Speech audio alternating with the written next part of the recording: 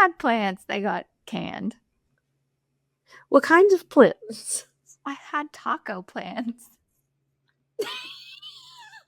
And what happened to your taco plans? Well, we try very hard to make our recording times when there are no children present, but today is not one of those days for me. And so I was making tacos and suddenly everyone wants tacos. And that's just absolutely wonderful usually because we are taco people. But Yes. the type of taco I was planning on is not what was requested. And so there was a pivot and so now we have a different taco and it's okay. Okay. Well, let's talk about it. Let's talk about it. It was like the worst dad joke, but I had to do it because it's just I love a good dad joke. You know this about me. So I do. Okay, well, what kind of tacos do you have then? Tell me. it was going to be a dinner taco because I was wanting to use what was left of my chicken from my chicken tacos because we have tacos all the time here. Okay, fair enough. Yeah. Like I always have stuff on hand to make a taco at any given moment. Like there's never a lack of tacos is basically what I'm getting at. Today's taco is a breakfast taco. I also did a breakfast taco.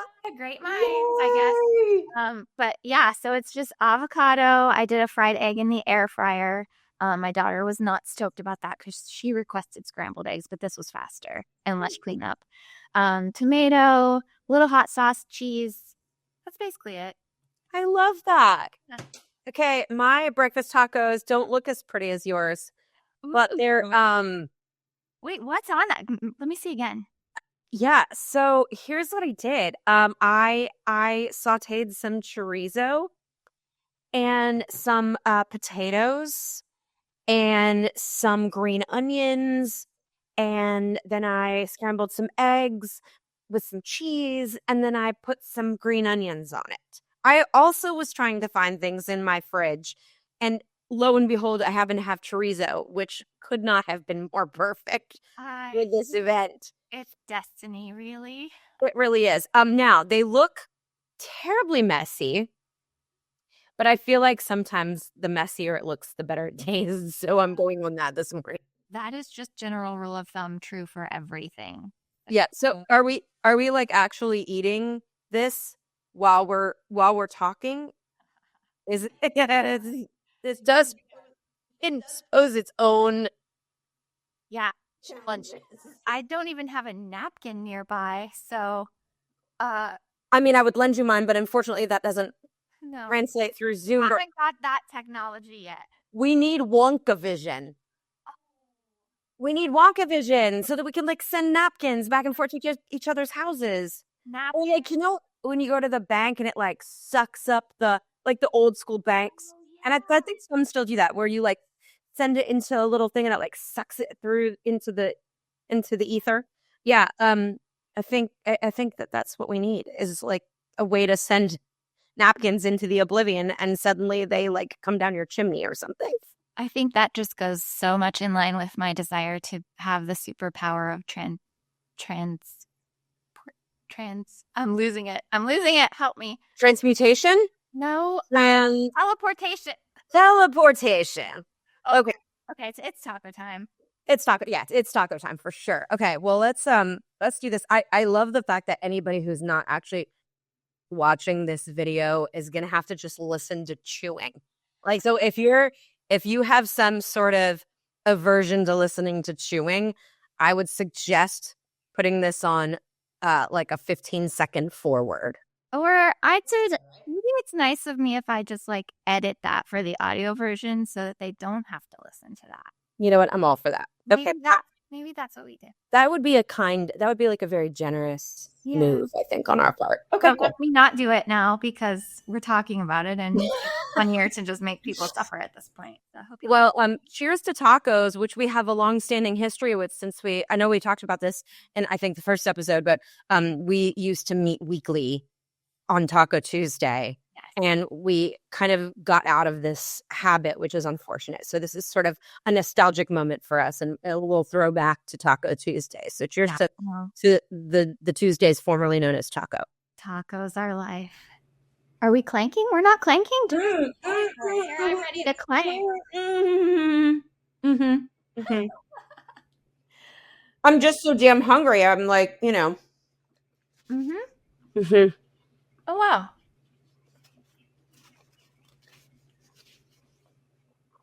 Did they make a good decision with the breakfast taco? Yeah, I'm quite pleased with this.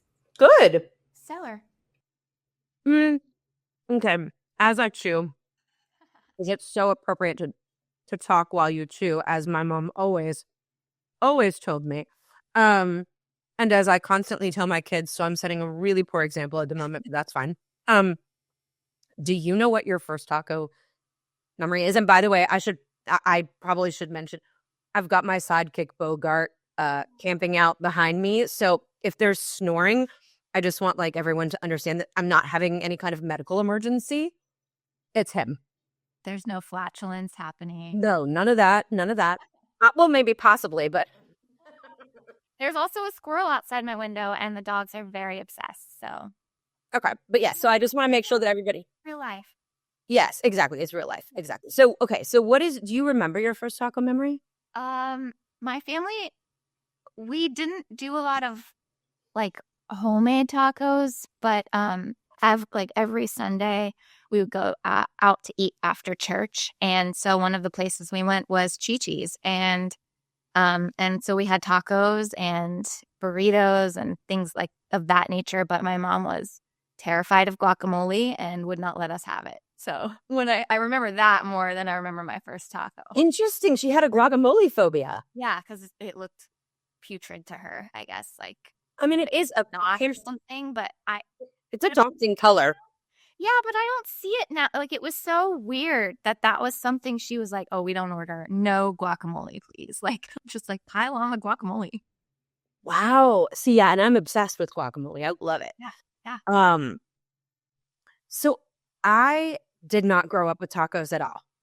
You know, I grew up in like a small town in Connecticut. My dad always cooked. We did not go out for dinner. It was like we maybe had takeout pizza once every couple of months. It was that rare. We ate at home every single night and my dad cooked. And I just don't ever recall, even though a taco bar, like a good taco bar, is the simplest family meal ever. Like I love my little OCD personality loves like separate bowls of different toppings that everybody can take their own. I love that. But we never did that. That just wasn't something in my dad's dinner repertoire. So my first taco memory wasn't until I moved to Los Angeles. And at that point I was, in my mid-teens or so, maybe early teens. And there was this absolute institution called Henry's Tacos. And I'm so floored because I thought that this place closed down because years ago I was driving through Studio City and at this intersection on Tahunga, which if you saw it spelled, you would think was Tajunga, but anybody who's lived in California knows that it's Tahunga because it's this wacky pronunciation that nobody expects. But Tahunga and Moore Park, and it was this little stand that had been there since the 1960s called Henry's Tacos, family owned and operated, which I love. And the last time I traveled through there did not see it in its former spot. And so I thought that it had totally closed down. And I was looking it up this morning just, because I was going down the rabbit hole. And lo and behold, it turns out it moved to like the southwest corner where it used to be on the northwest corner or something to that effect. So Henry's Tacos still exists. And I'm so excited. I'm like contemplating going back to LA just to get these tacos because I haven't had them in so long. Like you would see everybody at this stand, like the Olsen twins would be there it just was the best. It was just an institution. That's amazing. I know, right? I see that trip in our future. We should do this. An episode from Henry's Tacos. Oh my God, traveling for tacos? Oh, we might just change the whole format of this show. This might actually be a totally different podcast from here on out. Oh my gosh. Well, I too went down the taco trail and I found quite a lot of funny things about tacos. And I don't know if we really want to talk too much about tacos because Jenna, I had 13 pages of notes that I was typing up. I love tacos. I could eat them breakfast, lunch, and dinner every single day. They have brought me friendships and community, and they are freaking easy to make. And they sustain the lives of my children. Uh, Actually, very healthy, and I don't feel bad about having a taco every day. So, I love that so much. And yes, I have, I think I actually have had tacos for breakfast, lunch, and dinner on occasion. I'm not going to mention the name of the place because, it's our little neighborhood gem. And like but I bond over tacos more than anything else. yeah. Because it isn't just our Taco Tuesdays that we used to have, which were like therapy, taco therapy. But like there's regulars at this place that I only know because we have sat next to each other and had tacos for so many years together. So I'm totally with you. I think, and I also went down this like sort of path of learning about things that I didn't know about tacos. Obviously, there are the things like tacos trending, like the birria tacos are everywhere now, which I would say, a year or two ago was not the case, or at least here in Nashville. But what I didn't know was that apparently, because I'm not a TikTok follower, nor do I intend to be anytime soon, that apparently there's some trend of like a smash burger meets a taco.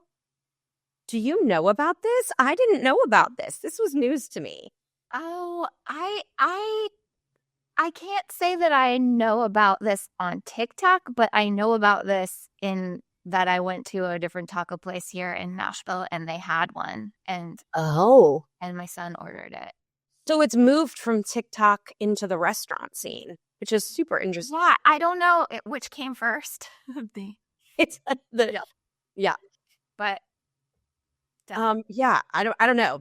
All I know is that I was reading up on it and it said that it was a TikTok trend and it's like super popular, and I feel like I might be in the camp of keeping my smash burger and my taco separate.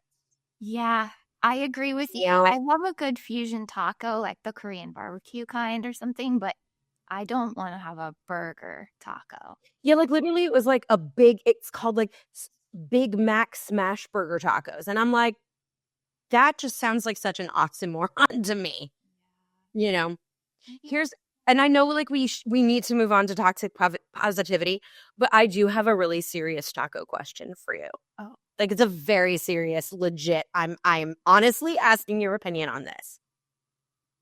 Is a taco a sandwich? It is a taco. It is not a sandwich. So here's what's interesting. I would beg to differ. I agree in the sense that like I don't consider a taco, like when I'm getting a taco, I'm not like, oh, hey, I'm going to go get a Mexican sandwich. That's called a torta. That's something totally different, right? But the definition of a sandwich, because this sort of like popped into my head, I'll be honest, it popped into my head at 2:00 this morning when I could not sleep. And so I got up and I went down the taco rabbit hole for 4 hours, which is insanity. I made a pot of coffee and I drank 2 cups of coffee from 2 to 6 a.m. And then I went back to bed for 2 hours because I was like, I can't survive the day if I don't get some sleep. And I'm going to be like, mumbling incoherent words on our podcast if I do not like actually get a couple of hours under my belt. So I did that. But I thought it was a super interesting question. And it has been brought up before between some friends and I, and we did have like a nice debate going about it. But the definition of a sandwich, interestingly, is because my argument was, oh, well, it takes 2 slices of bread and a taco is 1. But actually the definition is that it's 1 or more slices of bread or roll with a filling or spread. So then that makes you think, right? Because technically, then a taco is a sandwich, as is an empanada. It goes on and on and on, and this is not happening right now. Okay, right. So anyway, I know I just You're just I'm turning your world upside down. I've turned your culinary world upside down. But I just wanted you to like kind of mull that over and ponder that for a bit while we move into toxic positivity. I mean, I'll give you it. That's fine. A taco can be a sandwich for some.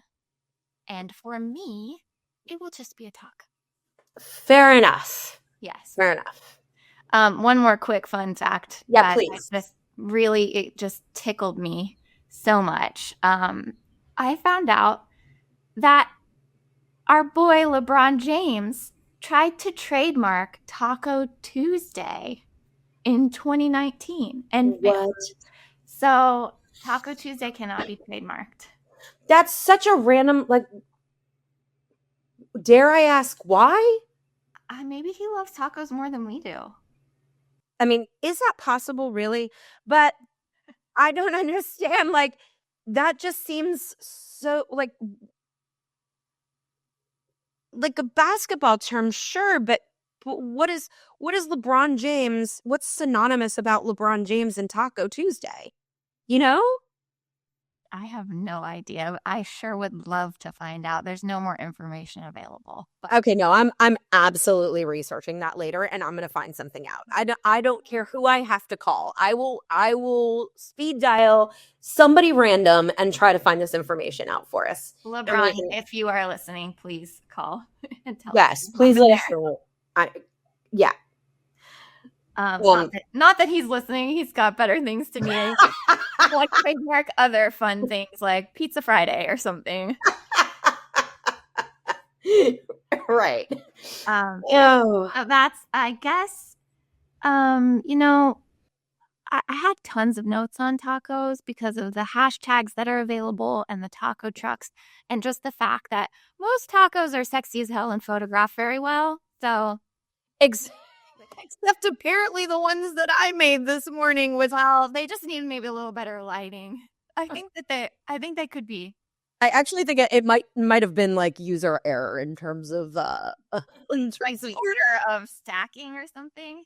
No, I think it's because I'm so getting carried away with this, but I thought, I'm going to saute my potatoes so I can crisp them up a little bit, right, and get that texture in my taco. And by the way, out of context, that sounds so bad, but that's fine. And then I was like, then I'm going to add the chorizo because that's not going to take long to cook. So I threw the chorizo in with it, and I was like, well, they're both already in the pan. Like, instead of removing them, I'm just going to put the eggs in and do like a scramble. So I did a scramble, but I think I wasn't compensating for the fact that chorizo has, it's oily. So I think it kind of just made the eggs. They taste amazing. They're perfectly cooked. They just look a little bit crazy. Yeah. Who doesn't love a crazy egg? And there lies your culinary factoid of the day. Who doesn't love a crazy egg? Yes. I'm taking a taco bite right now because I haven't. Oh, you should. Okay. While you take your taco bite, you should do that. I may or may not have snuck some bites before we started because I got too hungry, because this is what happens when you wake up at 2:00 in the morning. You can't. So sorry that happened to you. I honestly think it might be like perimenopause. I think perimenopause is like causing me to wake up in the middle of the night. So that's a story for another day, but I'll just leave that out there, that like, if you're experiencing things like that, you're not alone. This is not just to you. This is to like anyone listening, any 40s, 50s woman listening right now who's dealing with that. Like, you're not alone, and we should talk about it more because it really is too taboo. Yes. And it just has a lot of side effects. But okay, so while you're taking a bite or two, I'm going to move on to toxic positivity. there's no good segue into that from tacos. So we're going to. We're not toxic. Positivity can be something. Can be, right. So yeah, I'm just going to dive headfirst into this one. So first of all, I wrote an article a while back. A while back, I wrote an article on toxic positivity because I hadn't. Did you just get that all over your lap? Did you drop a tomato on your lap? Yeah. Sorry. I feel like that's more something I would do than you. So I'm laughing only because I feel like there's To a be shared misery really here. honest, I'm surprised that I didn't get any in my hair, but here we are. It's on my arm. I'm just going to go for it. Do it. Um, yeah, so I had when I wrote this article, I had been researching stuff and I found this quote in Psychology Today that said that toxic positivity is the act, because I just think we should kind of preface all of this with what toxic positivity is, because I think it can really be confusing for people, because being positive isn't a toxic trait by nature, right? But it can turn into something toxic when it's, I don't want to say misused. Let me just read this definition and this will explain it, right? Better than I can. Toxic positivity is the act of avoiding, suppressing, or rejecting negative emotions or experiences. This may take the form of denying your own emotions or someone else denying your emotions, insisting on positive thinking instead. And I feel like this has become more and more of a societal norm, in part because, particularly as women, we're brought up to believe that we should be positive about everything, that we should put some sort of that we should like hide behind some sort of facade of happiness at all times, of being able to hold down the fort, of being able to do all the things It's our simultaneously. ability to, um, as a homemaker, for example, that the woman has filled that role for so long. Now, we're not necessarily making home pretty, but we're putting a bow on everything and making it smiley and beautiful. Yes, exactly. Exactly. I mean, I was looking through Pinterest the other day, and there's like this trend in, and maybe you've seen this, but there's this trend in like people redoing their refrigerators to look like pretty, as if it were shelves. I mean, they are shelves. I understand. They are actually shelves. Right. But like, I can't, my children are going in there and like reaching in and grabbing things, and like there are leftovers. I don't that takes time. I don't have time to make leftovers look pretty. But people are actually putting, and maybe it's like an influencer thing, I don't know, but people are actually putting like vases of flowers in there, and pictures and like things to make it look pretty. That is behind closed doors, and for the love of God, like, if my refrigerator looks messy, it's because You live there. we're using it constantly. Like Tupperware, I can't make Tupperware look cute. I'm sorry. It's like, what's the hashtag? Fridge aesthetic or something? Probably, yeah. Beautiful fridge. Oh. Hashtag hot fridge. I don't know, like what? I mean, I really don't get it. And obviously, I think social media really has almost single-handedly created this issue of toxic positivity, right? Because it's a platform, basically, it's a platform for faking it, for showing up as you want to be seen versus how you really are, what you're actually feeling. And, and I get that no one wants to, no one wants to endlessly scroll through sad social pages. That's like, it's a bummer. But there's a difference between being authentic about the posting versus like putting on a show simply for the sake of making it look like your life is perfection, and that that it has caused this mental health evolution, in a sense, and not in a good way, where we're being expected to maintain our composure at all times and hide behind that facade to that, versus like admitting that there are failures and challenges, which clearly we all have. I I want to back up because I have big fucking feelings about the fake it till you make it mindset. I do too. I and, and I love the Taylor Swift song where she's got that lyric. I like it hit me and I get it, and it makes sense and I understand. But also, um I grew up in a space where that was literally the motto we lived by. It was fake it till you make it. always. And that was like celebrated, and fakeness was celebrated. And I cannot stand not being true to myself and not being like honoring of my actual feelings, or like to interact with someone and to be like fake. I cannot do it. I cannot do it. I'm not going to Yeah. fake it till I make it that I like you. I'm not going to fake it till I make it that life is great and things are going well, cuz sometimes they're not. And I think that what we're seeing right now is kind of a, I have some notes on this, but there's something happening where we're finding more truth and authenticity in sharing those vulnerable moments. It's very Brene Brown, but it's Yeah. true. And she's a genius and I love her and she's a dream guest for this show. But I'm saying that Are there you hearing that? AKA subtitle.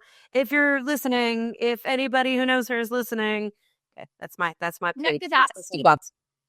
so that I can like fangirl over all of her amazing work. But I cannot say enough about how much it matters to be more real. And the good vibes only, the positive thinking, the stay positive hashtags, like all of those are, I think initially it started with good intentions and Yes, I a agree. sense of hopefulness, but because the way that the world works and we all play that comparison game, it turned a dark corner and it is hurting so many people and it's dismissive of our truth, our feelings. For me, it was a little bit different. It wasn't like growing up, it wasn't like a fake it till you make it thing so much as it was just we sweep it under the carpet. If it's anything that we might butt heads on, religion, politics, what we're having for dinner, doesn't matter. We're going to sweep it under the carpet. Um, but interestingly, having my issue with the fake it till you make it thing is while I believe in trivial instances of that, such as, for example, after a breakup, I might put makeup on and wear colorful clothing to help myself move forward and convince myself that, like, I can find a positive space to live in the middle of this grief and sadness, right? So small instances like that, I think, can be actually very healthy, because you're finding ways to move to the next phase of your grief. But having played characters for so many years, there's a very weird angle I take on this whole fake it till you make it thing because I spent so much time being seen as as this character I played versus me. Um, and so authenticity becomes incredibly important in in in that the midst of that platform, right? Authenticity of being able to have people all we want is to be understood and seen, right? All of us, every single person in some capacity or another, really this has this innate desire to be understood and seen. And it's really hard to be understood and seen when people feel like they know you as this character. And so I don't want to fake it. I don't want to fake anything because that's essentially what I was doing playing this character. And so I don't want to act in my real life. I don't, I remember that I was in this relationship and and the guy that I was dating at the time accused me of making myself cry for sympathy. And I was like, we're done. Wow. Because the idea that I would, and it's so much deeper than just like that, but the idea that I would manipulate using my emotions because and I was accused of it because you're an actor. Of course you can make yourself cry easily. And I was like, whoa, no, never again. It was such a disgusting thing to say to somebody, like, and I think he knew that it was going to hit me to the core because he knew how important it was for me to feel like that wasn't um what our relationship was based on, or what, how I don't want to be seen as as an just the actor. Like I would like to be seen as Jenna, as me.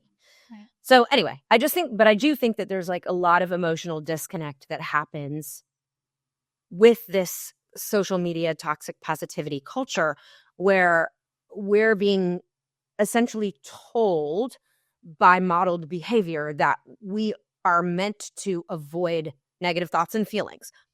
You anxiety walk, right? You anxiety walk. And I employ cooking therapy, for example. But shoving feelings under the carpet, which again is what I grew up with, in order to present as okay to the rest of the world, that isn't an outlet. Shoving things under the carpet is not faking it till you make it, not an outlet. It's an avoidance, right? And it's not helping the people around us either. Now, I'm not suggesting that if you're like, getting if you're at Costco in the checkout line and someone says, hey, how you doing today? Like, I don't expect you to spill your guts to them. Fine. We all have our boundaries, right? But like, if a friend asks me, hey, how are you? And I'm feeling like shit, I don't want to hide that. That's what friends are for. The other day, you asked me, I was very upset about something, and you asked if I wanted to call you, and I said yes, and I called. And you said something that will forever live in my mental files. You said, I'm here and I'm holding the bucket for you. And at first I thought you meant so like I could throw up, and I was like, well, it is making me feel a little nauseous. And then it dawned on me that you meant like the emotional bucket. Like you held my emotional bucket and you were like, I'm anxiety walking. I am ready to hear it. Dump it into my bucket. I'm here to hold some of it for you. And that was like the most beautiful thing for you to say to me. But like, that's why toxic positivity it can be very damaging for all of us. It can compromise our connections. Yes, it definitely can be so dismissive and hurtful. I want to share a couple of things because like I like the idea of like let's talk about how we can identify what these toxic positivity things are actually looking like and what is actual true positivity first. And second, what are some things that we can do to not, because I feel like maybe it's true for me at least, that the most toxic positive person in my life is me. It's me.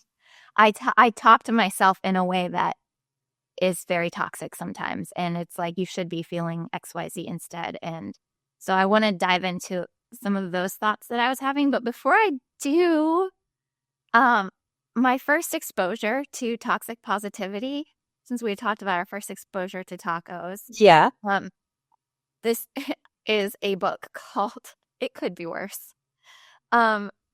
It's not really the book that's toxic positivity. It was how it was read to me as a kid. But Interesting. the whole book is this grandfather. It's a great book. It was on Reading Rainbow. See right here, it says so. I loved reading Rainbow. Oh my gosh, I love it. Yeah. But basically all of these bad things happen to this grandfather. And his response is always, it could be worse. And so my mom would read that to me almost every night. And so at any time I had any complaint or any feeling at all, her default response to me was, it could be worse. It could be worse. Remember that book I read to you? It could always be worse. So stop complaining, essentially. Yeah, it's like to let it roll off your back. Yeah. Yeah. Like you have it better than most people do. Like, aren't you lucky? Just discredit what's going on with my little, 6-year-old heart, or even now, like that thought still comes in sometimes. So it's just interesting how I'm sure that James Stevenson wrote that book with different intentions, but yeah, well, and I'd like to think that we've made some transitions with obviously, mental health and how we approach mental health has changed so much since we were kids. When we were kids, I mean, people were still riding in cars without seatbelts. So, I think that it was so common to hear stop crying. This is not something to cry about, you know? And we live in a world now in a more, what I'd like to think is, even though there's a lot of, clearly a lot of oppression still occurring in our society, that I can't even, those feelings are so fucking big, I can't even put them in a podcast. So we're just going to set those aside. But for the moment, yeah, for the moment. But I think that we're living in a society where we're, at least, despite all of that oppression, being encouraged to embrace what we're actually feeling, and to explore what therapy looks like, and to explore what we can do to better the health of our bodies and our brains, and to teach our children about that, to teach so that they grow up understanding that that's part of life. Even, my daughter has ADHD, and she told me something the other day that, like, I nearly cried because I was so proud of her. And she said, "Mom, I think I might have made a difference for some people in my class about ADHD." And I said, "Really?" And she said, "Yeah, I know that for a lot of people, it's something that they still feel uncomfortable talking about. So we went in a big circle and talked about what what we wanted to share that people might not know about us." And she said, and I thought, oh, maybe I'll just talk about that, because it's something about me that I know is my superpower. And I want other people to know that it can be a superpower. And I was like, I lost it. I needed tissues after that. And I just hugged her and I was like, I'm so proud of who you are. And I'm so proud of you. And she said that after that, all of these kids started going, I have ADHD. I was diagnosed with it. And it's like, I'm not saying that there aren't misdiagnoses and that there aren't, like, a lot, but that more and more kids aren't being kind of diagnosed with that when maybe they aren't, and things like that. It's such a complicated issue. But I can tell you that my child has been through evaluations and she has ADHD, and she is learning to accept that as a superpower and learn how to make that a positive versus a negative. And that kind of thing isn't toxic positivity, because she's using it for good. She's saying to these kids, you're not alone in this, And so I don't know. I just think that that we also are growing up, and we're, like, also in a world where our kids are learning that this oppression exists in so many ways, but there's also room for growth in it, for mental growth in it. Oh, wow. That's so beautiful. She's so brave. Like, that's just a brave thing to do for a kid. She's a risk taker in some of the coolest ways, and maybe sometimes also in not the coolest ways. But I also thought that was really brave. I just thought, she, like, stepped out there and was like, I don't care. Like, I'm proud of this. I'll share this. And this is, like, part of who I am. And it's not, there's nothing, it doesn't mean there's something wrong with me. And it doesn't mean there's something wrong with you, Yes, that's great. So let's talk about some of the signs of toxic positivity, because I think that's important to help people know when it's actually toxic versus when it's authentic. And just from personal experience, I found that there are, like, maybe 3 or 4 things that are red flags for me that let me know what, like, oh, something's going on that doesn't feel good. And that's the first thing. Like, if somebody says something and it doesn't make you feel good, if it makes you feel gross and, like, unworthy in any way, then that's probably toxic positivity. If it's dismissive language, if it's emotional avoidance, man, toxic positivity is really so present when we're trying to avoid difficult conversations and emotions. And I do that to myself even. Like, I don't want to deal with it. I don't want to feel it. And so instead, I'll tell myself, it could be worse, right? Like that whole thing that I was mentioning earlier, like, it could be worse. You could have it so much worse, but doesn't, like, devalue my actual experience right now. And then just false optimism, people constantly acting overly optimistic without acknowledging their hardships or setbacks. That's a real sign of things being toxic, right? Or the pressure to perform feeling like you always have to be present and happy, especially on social media, as we were mentioning, or talking to other people. There's just a lot of pressure to like perform in that way, right? And that one resonates with me so much, having grown up on TV. There was very much a persona that I felt pressured to present to people in the public eye. And granted, I think it's very important to appreciate and respect being a role model, which is the position I felt that I was in at that time. But it's also really important to be able to turn it off. When, especially when you're with friends and family, you want to be able to turn it off. You don't want to feel like you're constantly having to entertain everyone. And, it's not, home life is not a sitcom. Right. Like, I wanted to leave that on the stage and not have to bring it outside of the stage. And that can be a difficult thing. So, but I feel more and more that people are experiencing this, and you don't have to be on a TV show to understand what that feels like. I mean, yeah, people can just be working in an office job and have to be on because they're in sales and perform a certain personality, for example, to convert their sales. And that can be another place where you come home and you don't want to have to be that same version of yourself. Like we all have different versions of ourselves, and expectation of she's always this one way all the time, or she plays that character, so that must be who she is, isn't real. Well, you have to have an outlet for all of it. And again, I brought up earlier the fact that like you anxiety walk, and there are so many things that we can do, right? The other day, I went to this really amazing place in Nashville called TheraPaint Studio. It was hands down the coolest experience I've had in so long. And it hit me very hard. It was, as I explained to the owner, I was like, it hit me very fast and furious.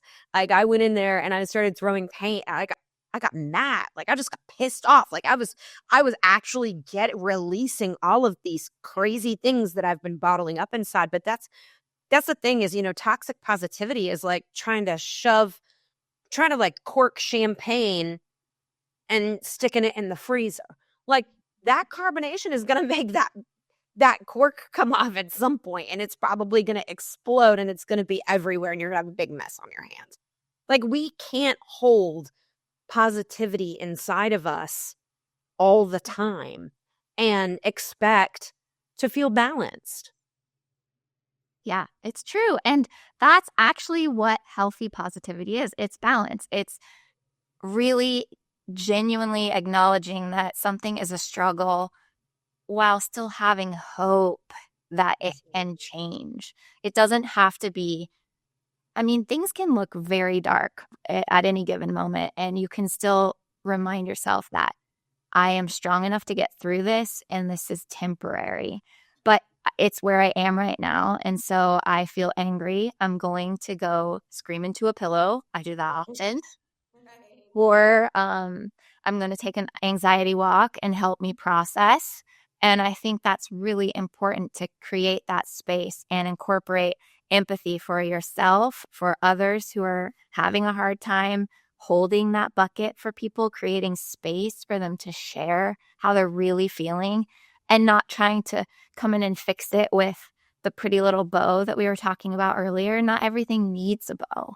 Not everything needs to have a ray of sunshine on it all the time. I'll say one of the things that my partner and I try to do is just to say, like, do you need a hug, or do you want me to fix it right now? Because asking somebody that, it's really like, sometimes people just want to vent. And like, listen, I think it's important to mention too that, nobody's saying, hey, to avoid toxic positivity, let's be a negative Nelly. Like, that's not what we're saying. Those are two different ends of the spectrum.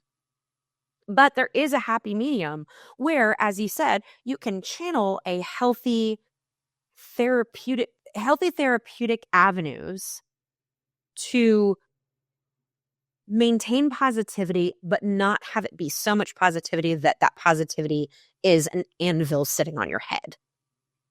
Yes. Because sometimes life just sucks and you want someone to agree with you. That's just how it is. Right. That's exactly right. Like sometimes life kicks you in the ass and there's no band-aid big enough. Yes. But when life kicks me in the ass, I get toxic on myself. So that looks like And that really is what like the biggest thing is. It's the whole cliche of we're our own worst enemy. And there really is a lot to that. And I think probably I would bet, and this is clearly not an actual statistic. I'll have to give it a Google later. Um, um, but I would bet that like 90% of people are the their own worst enemy when it comes to things like this. Like we get down on ourselves. And my youngest Marlo and I were talking the other day. We were walking to school, and we do a lot of our like it's like a therapy walk really for us. Um and we do a morning check-in, which she came up with for us to do every time we walk to school, which I love. And we were talking about how she gets down on herself sometimes. We all do. We talked about how we all do, because obviously it's not just her, like it's every single one of us. And how cool it is that we can actually reframe our sentences to give ourselves some grace. And it's not about being toxically positive. Can we toxically positive? We're going to go with it. Sounding good. I'm going with it. But like, if she were to say, "Ugh, I made the worst decision. I should never have done that." Instead, she could reframe it to, "That might not have been the best decision I've made, but I can do better next time." And there's like it's a mindset swap. yeah. You I'm finding myself doing this more and more, at least trying to, where I'm like, "Oh, I messed that up. I shouldn't have sent that email while I was still pissed off," or which we're all guilty of. As we all do. I'm Right. going to tell you exactly how I feel. Right. Like when one of my close friends and I the other night were talking about this, and she was like, "If I send you an email that says, my apologies for any confusion, that means I'm sorry that you're such a dumbass that you're confused." And I was like, "Oh my God, I so do that." But yeah, so I think that's it. It's like just reframing it as like, okay, I can maybe wait a couple more minutes next time and before I press send. I mean, we're all still learning. It's just replacing that hate talk or that I shoulda, coulda, woulda thing with compassion. And really, we just all need more compassion for ourselves. I think the world would be a lot better of a place if we all had more self-compassion and understanding of other people. But really knowing that it's okay to feel upset, it's okay that this is hard, it's normal to struggle in this way, it's normal to make mistakes. Maybe I learned something from it, maybe I didn't. Maybe I don't need to learn something from every single thing that happens to me, but I can still give myself grace. Yeah, I mean, there's this whole thing. I'm looking up this. I'm actually giving something a Google as we speak, because there's this great book that I used to read to my kids, and I wish I had it up here. I know we still own it because I won't get rid of it.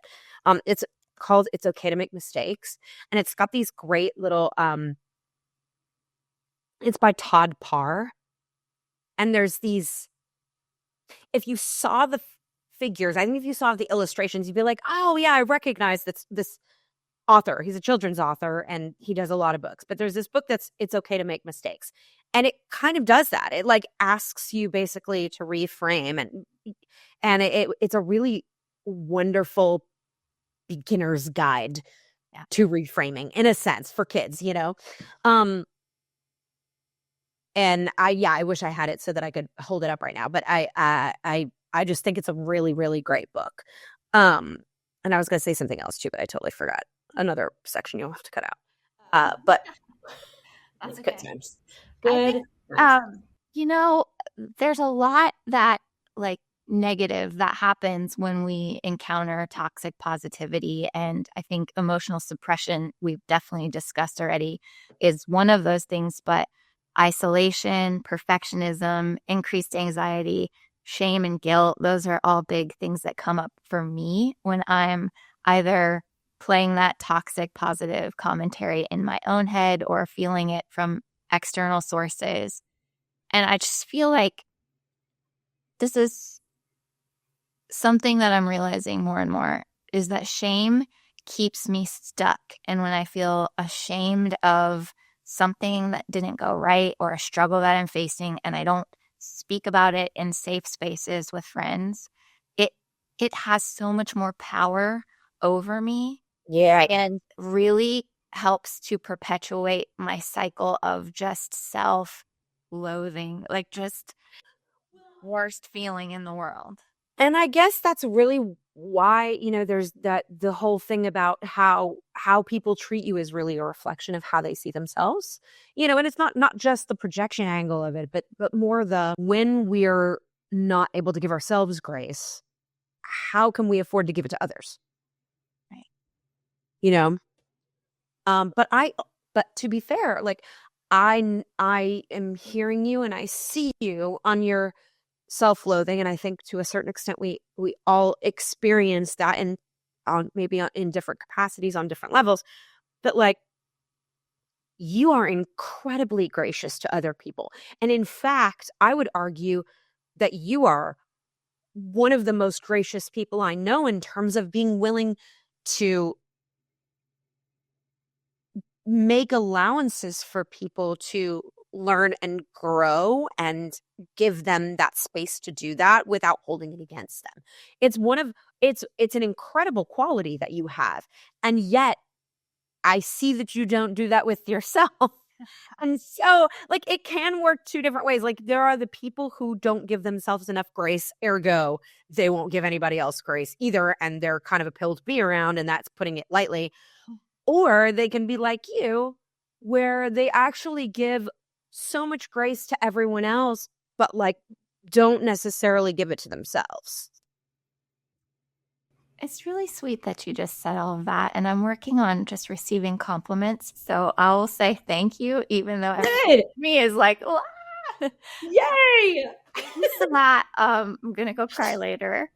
I think that's really sweet and it's nice to hear. And yeah, I'm at a loss for words, kind of. Okay, well, can I interrupt your loss for words by showing you something that I totally forgot earlier, which was so important?